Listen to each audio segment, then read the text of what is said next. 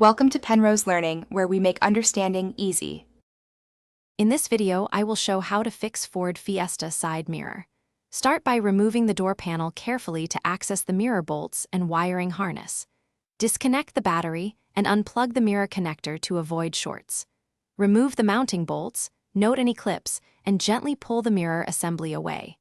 Inspect the connector and motor for damage and clean contacts before replacing or reassembling the mirror. Use steady, calm movements while removing the interior trim and screws that secure the mirror. Keep parts organized on a cloth so screws and clips do not roll away.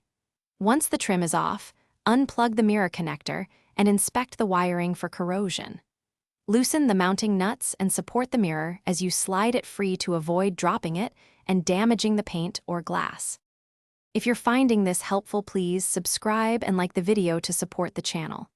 Quick recommendation: go darn tough for socks that survive long garage sessions and come with a lifetime warranty, making them perfect for greasy hands and long fixes.